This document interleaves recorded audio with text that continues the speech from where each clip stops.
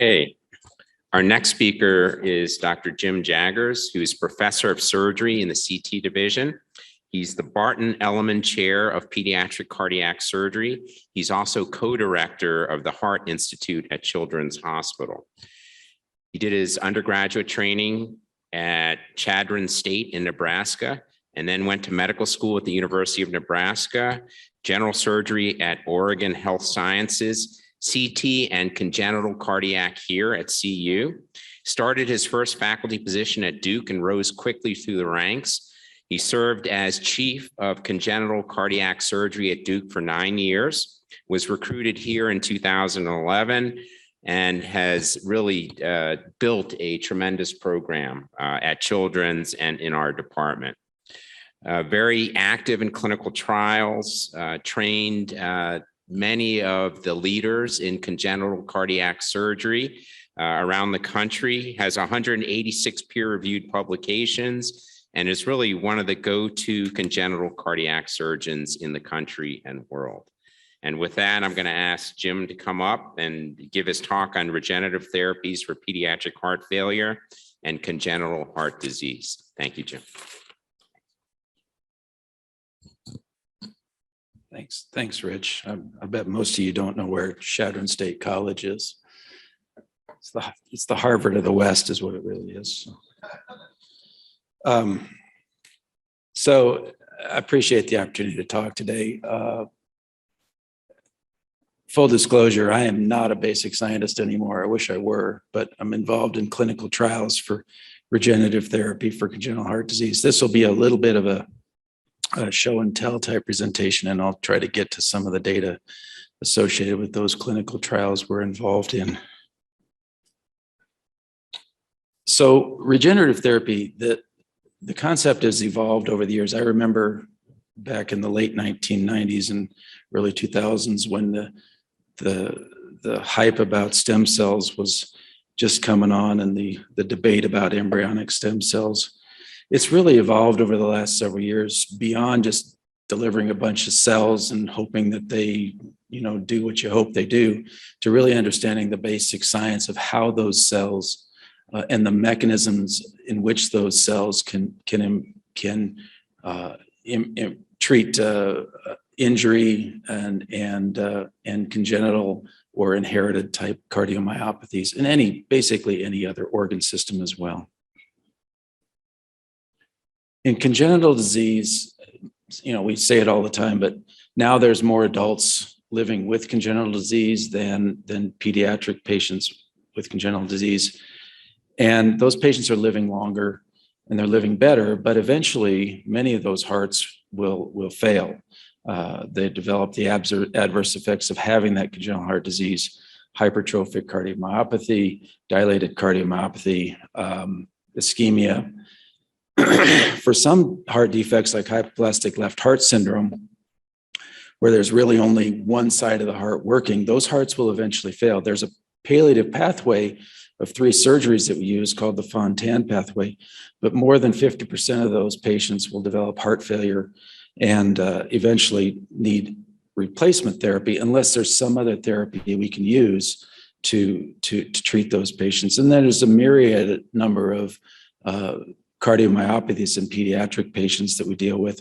There's only about 500 pediatric heart transplants done per year in the United States, and there's certainly a lot more patients that would benefit from that kind of therapy. So regenerative therapies, we hope, is going to be a way to manage some of those patients short of transplantation or replacement therapy. The concept of cell-based therapy essentially was, in theory, was we'll throw a bunch of cells in there. They're going to find their place. They're going to regenerate new cells. They're going to treat the ischemia that occurred and somehow magically do that. Well, we've learned over the years that really doesn't happen. There's been a lot of clinical trials, though, a lot of experimental studies would show benefit of these stem cells. And we did these without even really knowing how this was working. Delivering stem cells into myocardium, any different which way you could do it. You could inject them directly into the heart. You could do it endocardially. You could deliver them through the coronary arteries. You could deliver them systemically. And there's a whole bunch of different clinical trials. And most of them have shown some small benefit, either improved function or decreased size of the infarct area. But in general, the clinical responses to stem cell therapies have been relatively modest over the years.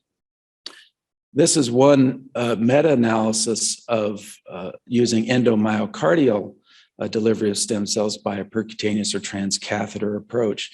And you can see that while there is benefit in the changes of the EF or function and slightly decreased mortality, the variation in these trials is huge.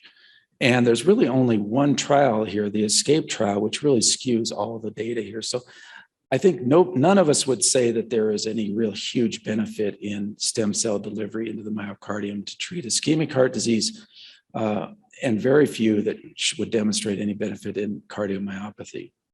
That being said, a lot of those trials were done with sort of first generation stem cell therapy.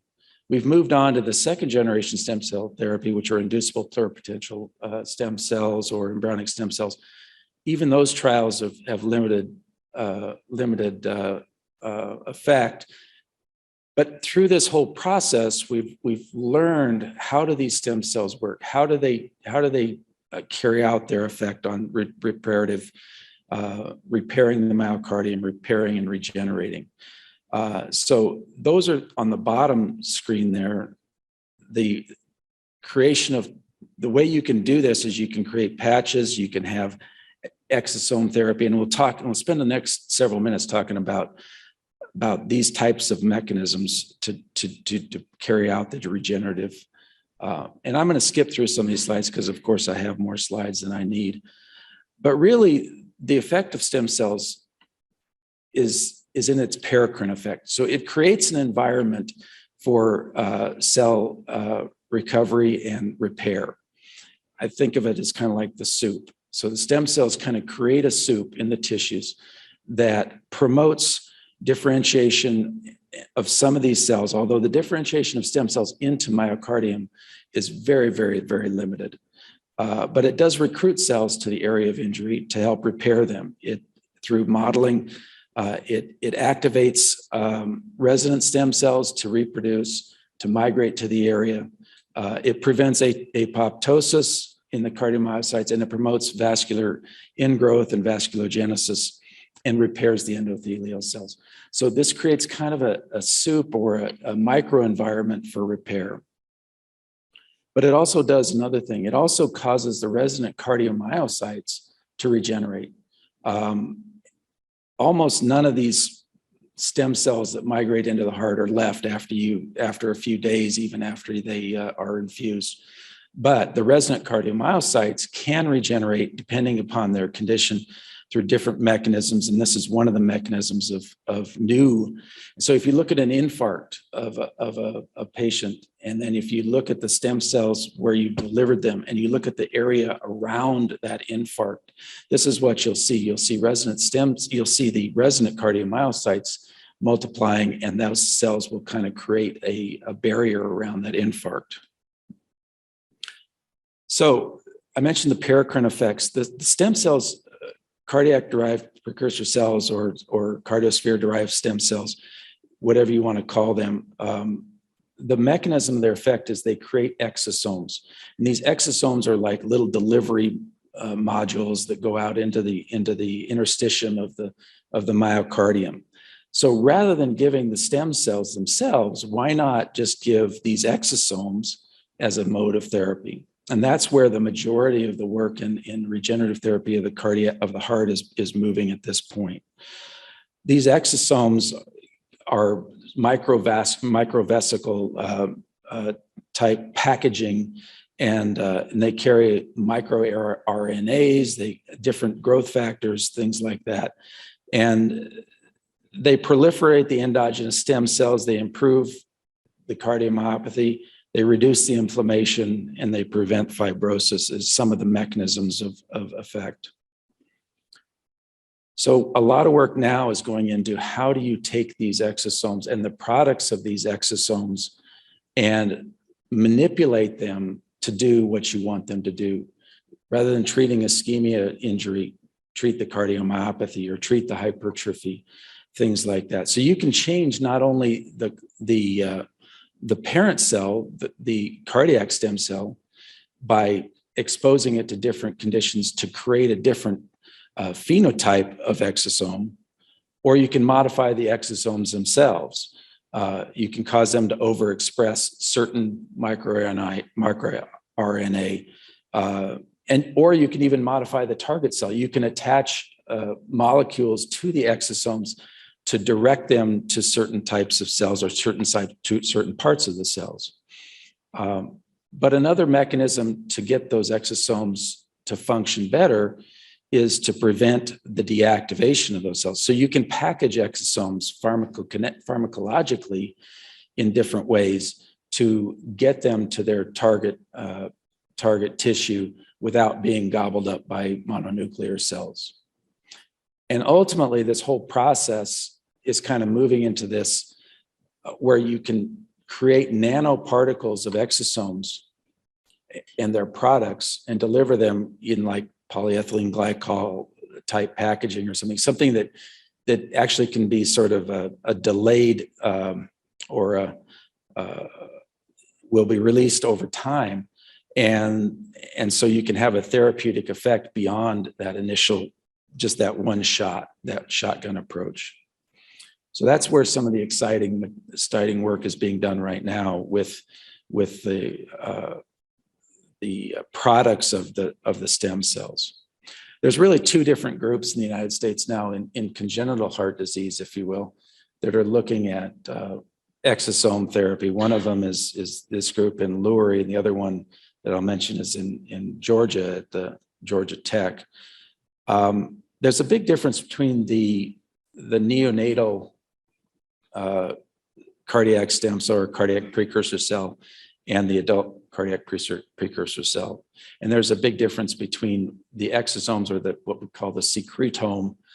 Another way of looking is the total conditional media, basically the soup that those stem cells are in and what they've created in response to stimuli. And the neonatal precursor cells will really, I don't call it engraftment, but they will be retained in the tissue much better than adult stem cells, so 13-fold in this particular study. And they demonstrated the ability to have significantly improved remodeling of the tissue as opposed to adult stem cells and promotion of angiogenesis. And they have a very different proteome than the adult stem cell.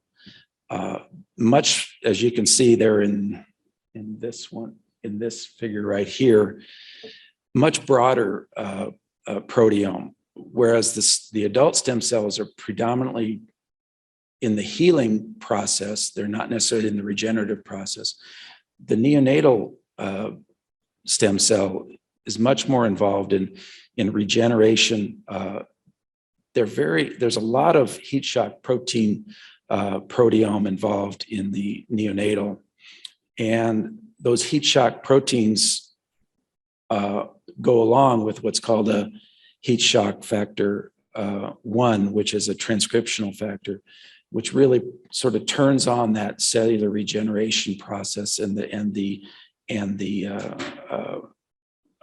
getting those resident cells that might be injured but are viable to reproduce and to repair. Another group, the other group that I mentioned in Georgia Tech, is really looking at the composition of the exosomes. We've known for a while that microRNAs are good biomarkers for injury and good biomarkers of cardiac dysfunction. We have a group at Children's, Stephanie Nakano is just recently got funded in this area as well. If you look at neonatal exosomes from neonatal cardiac stem cells, those have a much greater ability to repair ischemic infarcts. You can see from this one right here, in those neonatal exosomes that were exposed to hypoxia, in addition to being neonatal, they had a much smaller infarct area than those that were from essentially adult exosomes from adult stem cells. And so what this means is you can take those stem cells and you can modify them and expose them to different environmental stimuluses, and you can create the exosome that you want, essentially. You can create one that has a greater heat shock protein signature than others, one that has a different, and so you can reverse engineer, if you will, your your stem cells to create the product that you want to treat the hypertrophic cardiomyopathy versus the ischemic cardiomyopathy versus the acute ischemic injury. So this is really sort of cutting edge stuff right now, and it's really very exciting, and I'm glad that our group over at Children's is getting involved in it. So back to the clinical trials where we've been involved. There's really only 3 clinical trials that across the United States, 3 different groups, if you will, of multi-center groups. We're involved in the middle one here using autologous umbilical cord stem cells. The others use mesenchymal stem cells or cardiosphere-derived stem cells delivered in different ways. So we've been involved in delivering a direct intramyocardial injection. Others have used catheter-based interventions.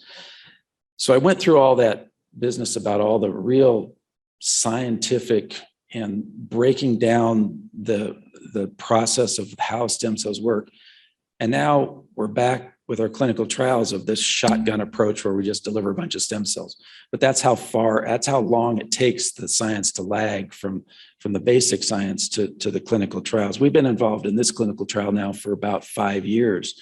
And we just finished the most recent iteration of the trial, the phase 2 trial, where we were the highest enrolling center.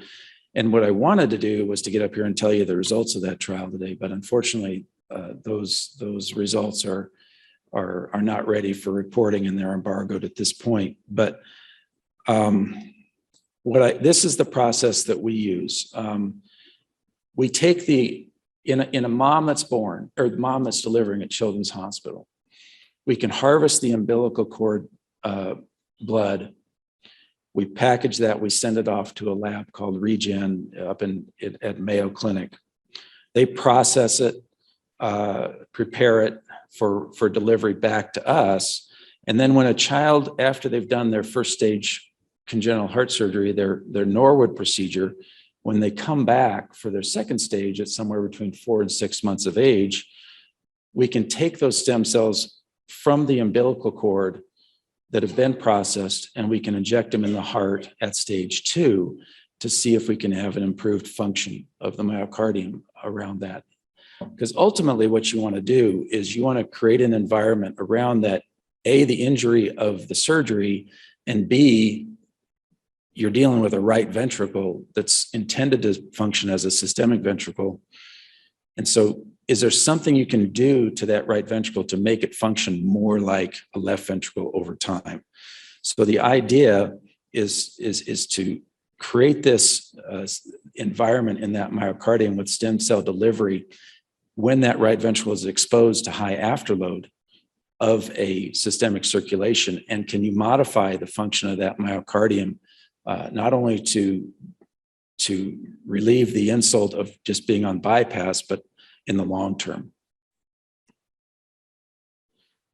And what we found was, indeed, in the first 10 patients that we did, there was modest improvement after surgery up to about 3 months. There was improvement in the EF. There was improvement of the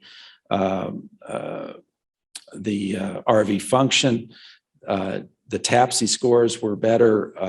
The fractional air shortening was better in those patients, but the changes didn't seem to persist over time. So faced with those there's just a graphic showing the function. The one on the right is the 3-month post, and I guess subjectively it looks like it is better. But so the next phase of this trial was 50 patients, a controlled trial with half of the patients being, or 50 patients randomized to experimental to stem delivery and half of them without. And that's the data that I can't share with you today. I have seen some of that data, and unfortunately, it's much like the adult data. Very mild improvement, probably doesn't persist. So, where are we going from here? It's hard to know. I think the field is going towards those exosomal therapies, or those therapies that can be more targeted, that don't require the stem cell themselves, but just the exosome therapy. And those things can be pharmacologically manipulated to be programmed to what you want them to do. There's very few stem cell trials in cardiomyopathy in kids. There was one trial that showed very minor improvement in left ventricular end diastolic dimension with dilated cardiomyopathy in kids. There was another trial looking at hypertrophic cardiomyopathy in kids that showed some mild improvement. But this is an interesting trial with hypertrophic cardiomyopathy. And that, like I said, you can create a situation where the stem cells can create an exosome that you can attach heart-homing peptides to those exosomes. And those will go right to where you want them to go. Because most of the time when you deliver exosomes, especially if you deliver them systemically, they get tied up in the liver and the spleen, and the first pass effect is huge. But if you can put heart-homing peptides on these, whatever is circulated that first pass will stick, essentially. And one of the mechanisms to treat in this particular experiment, you ligate or the transverse aortic arch, creating a hypertrophic cardiomyopathy. In those patients, you can prevent the myocyte enlargement and fibrosis just by using the microRNA 148, which is a blocking. And if you put those heart-homing peptides on the exosome, you can ameliorate the hypertrophic cardiomyopathy. So this is kind of targeted exosome therapy for hypertrophic cardiomyopathy. It's an experimental model, but could it be translated into a inherited cardiomyopathy? Not sure. So the other forms of regenerative therapy that we talk about are creating spare parts. We use a lot of parts in congenital heart surgery. We use patches all the time. We use valves all the time. We have to use conduits. So one of the things what the advantage you have in kids is you have a parent source and you can use autologous tissue. So either umbilical cord stem cells, or you can take pieces of the heart, like say with a first operation, you can grow them, and you can use those cells from that patient to grow a patch or to populate a valve, something like that. And then if you need to use it in the future, which we oftentimes do where we have staged procedures, you can use those tissues created from those autologous stem cells.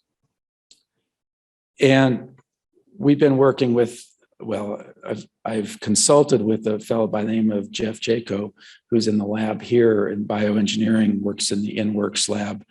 And he's created patches for using not embryonic, not umbilical cord cells. He takes amniotic fluid stem cells, and they're the same thing. They're autologous, and you can populate a patch made out of hydrogels or electrospun patches and populate those cells, and you can sew them onto the heart or sew them into the heart and use them as VSD closure patches or as replacement blood vessels, things like that. And he's shown significant improvement in right ventricular function, decreased arrhythmia potential. If I just put a patch of pericardium on a right ventricle of a mouse or a human, that creates a arrhythmogenic focus around where that patch is sewn to the heart.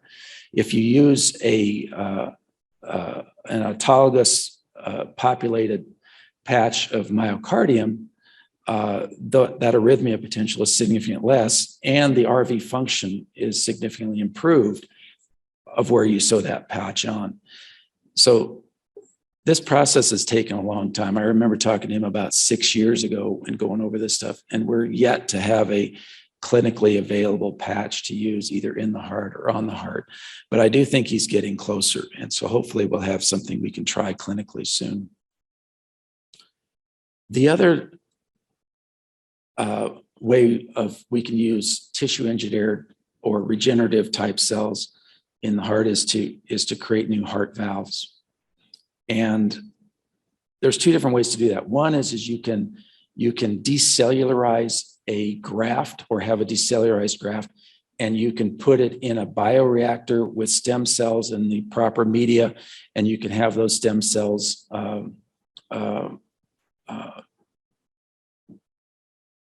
ingratiate themselves into that matrix or into that valve to create a autologous type valve. The other way is to just implant the valve itself, the non-cellular matrix in the heart, and allow your own body to populate those with your own stem cells.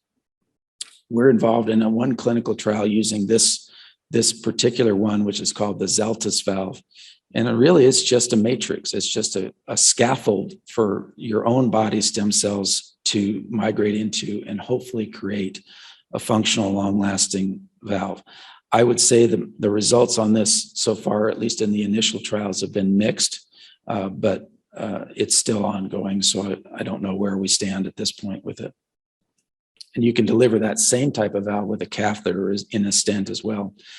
Another group here at the university, and Nick Jacobson's lab, who's involved in the InWorks Innovation Initiative, is taking a little different approach. He's trying to implant this matrix type pulmonary artery and pulmonary valve and RV outflow tract into a living heart. And he's modifying this matrix so that it will actually stick in the outflow tract so that it won't migrate, but it's a matrix that hopefully you're going to get population of your own cells in this. And the reason this is important is and I'm showing this graphic, is because just putting a fixed stent mounted valve inside an RV outflow tract is a very unnatural thing, and it's exposed to a lot of different forces that can create injury to that valve. If you mount this kind of valve, or if you have a valve inside this movable object or this movable, flexible construct, it will behave much better. It'll have much less shear stress, much less injury, and hopefully will have improvement in function and decreased injury so that you can have better engraftment. So those are a couple of things going on here on campus that we and our interventional cardiology colleagues are working at to develop these new devices for implant. So what about creating a whole heart replacement? People have been talking about this for a long time. There's multiple studies decellularizing hearts and trying to get them to populate with stem cells to differentiate into valve tissue, endothelial tissue, myocardium. Unfortunately, none of those have really worked. Harold Lott's lab at MGH has taken a decellularized heart, and they've focused specifically on the left ventricle. And they put it in a bioreactor and put stem cells in that left ventricle. They leave the coronary circulation place. They perfuse the coronaries to try to get blood to those cells. And indeed, you can grow a left ventricle. You can do that. But to this point, it's not been a functional left ventricle or one that can sustain significant contraction, especially when faced with afterload. So still ongoing, but probably not ready for prime time yet. Ultimately, I think where we're going with most of these things is going to be interspecies organogenesis, or essentially taking a organ deficient piglet or whatever and injecting the human stem cells, autologous stem cells from a patient to populate that that blastocyst where you've created a defect for in the heart in the heart area of that blastocyst and grow your new heart. And this is actually a reality at this point. But I think this will be the ultimate in regenerative therapy or replacement therapy. So I think stem cells have demonstrated a modest benefit. Most of the mechanism is paracrine effect. Exosomes are going to be the pharmacologic vehicle for that regenerative therapy over time. We can create patches and valves and vessels, but most of the time those aren't quite ready for, and then ultimately genetic engineering of organs from xenografts is going to be the way of the future for replacement therapy. So thank you. I'll take any questions.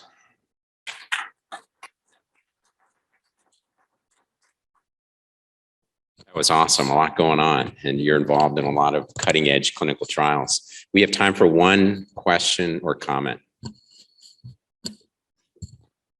Cleveland.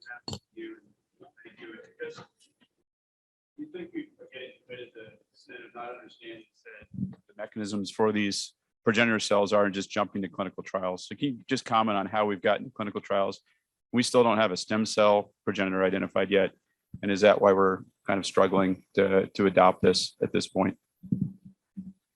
Why we're struggling to adopt stem cell therapy in the clinical arena? I think predominantly it hasn't worked because the benefits are so limited. And early on, it didn't work because we were dealing with the risks of teratogenesis and the unknowns of stem cell therapy. I think we've gotten beyond that with our IPCs and other more second generation type stem cells. But really, the benefit is just so minimal that I don't think that it's warranted any clinical use. In the adult, I don't really get involved in the adult ischemic world as much as you do, but I think that's predominantly the reason, cell-based therapy. And I think it's costly. It's kind of the shotgun approach. And I think these other types of mechanisms are going to be much more targeted and therapeutic, if you will. And you can change the phenotype of the exosomes or change the mechanism to fit your needs. And so I think that's going to be the area of the future. Great. Thank you very much. Great talk.